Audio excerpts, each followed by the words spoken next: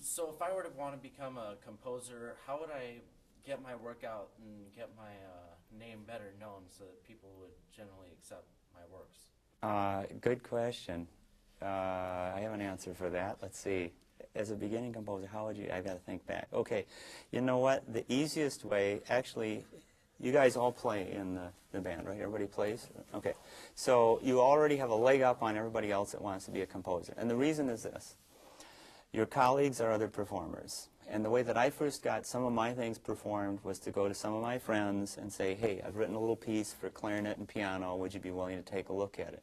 Sometimes it's just after a rehearsal or a practice. And you say, could you guys play this? I'd like to hear it. I should underscore, it's most important, even though I've talked about the fact that you should be able to kind of hear what's going on in your head. As you're developing as a composer, you're not going to be able to hear everything in your head, and that's okay. And you want to try some things that you haven't been able to hear that are a little experimental. And so you've written down some notes. You have friends that you can go to and say, would you be willing to play this? And maybe if somebody is giving a recital, let's say like you're a pianist, right? So you might want to play your own composition, but there's something really great about not playing your composition, about handing it over to somebody else and saying, would you play this? They ask you questions about things that you take for granted. Did you really want this subito forte? How much pedal am I supposed to use here? And when you say staccato, do you mean like really short or just sort of detached, and it makes you think about the composition and makes you a better composer because you say, well, I don't know, play it both ways. And this is what I've done a lot of times. I get together with a violinist or a horn player or something after I've written a piece, and they'll ask me questions that I didn't think need to be asked. And I'll say, well, it says, staccato. They say, well, yeah, but I can do it. There's several different kinds of staccato. And you can only indicate so much stuff on a page of printed music. There's a lot, as you guys know, because you're performers. You must have had questions about that or about this piece even or about other pieces you've played, It says get loud, but to what? How loud, Forte? Fortissimo? Is it suddenly loud or whatever? Oftentimes not all of the signs and symbols are there. So towards getting your own music discovered and out as a beginning composer, I would ask my friends if they would consider reading through the piece or playing a part of it.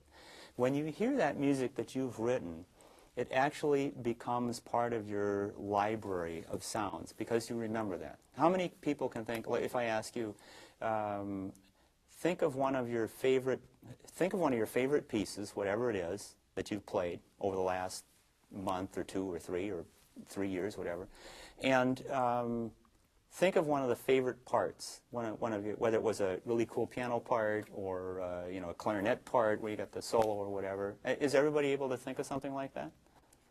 Yeah, okay, see, that made an impression. You can remember that up here, right, in your head. As a composer, when you hear your stuff played, certain things sound cooler than other things. And you remember that, yeah, that really works. When I write the clarinet's up here and I just have the euphonium do this little thing and it's doubled with a contrabass, that's a really cool sound. So then you take that with you and it sits up here, and when you write your next piece of music, you think, maybe I want to use something like that. Now, if you do the same thing all the time, you become formulaic, and people think that composer has nothing new to say under the sun. And there are composers, a lot of them out there, like that, unfortunately.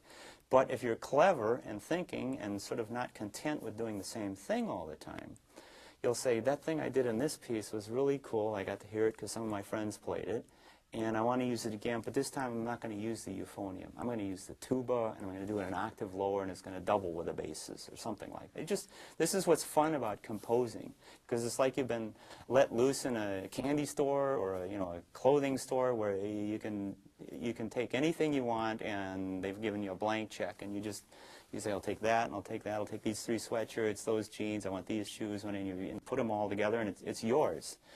But I would encourage you to try and get, if somebody's going to play a recital or a program, or you're able to do it with your band here, get a piece on and get it heard. Once you're hearing the piece of music, then you learn from that, and eventually people will start to ask you, what have you written for clarinet or something? Well, I have a little piece for clarinet and piano, and maybe they'll play it, and from there, maybe they have a friend in another town, nearby. Oh, my cousin plays clarinet, and he's in a band, and maybe, they want to give your piece a shot there. So it's a very slow thing, sort of step by step. But each each bit of the way you go, you learn something more about how to write music, but you also develop some skills at sort of getting your music out. And you can't be shy about asking people if they'll take it. Even if you are shy, you ask in a shy way, hey, would you be willing to look at this? Just wrote it. I'm dying to hear what it sounds like. Oftentimes what I found is that people will say, yeah, we'll read through it. And they'll say, hey, this isn't too bad. You know, we're giving a program. We'd like to put it on. And even on a band program, if you do something, say, if your teacher had something for woodwind quartet or brass quintet, you know, then maybe it's, you know, I'm sure your teacher would be interested in this, and other teachers, and say, yeah, hey, this is pretty neat. We should put this on. And I'd love to hear a composition by any one of you on a program that I'm on. I think that would be really cool.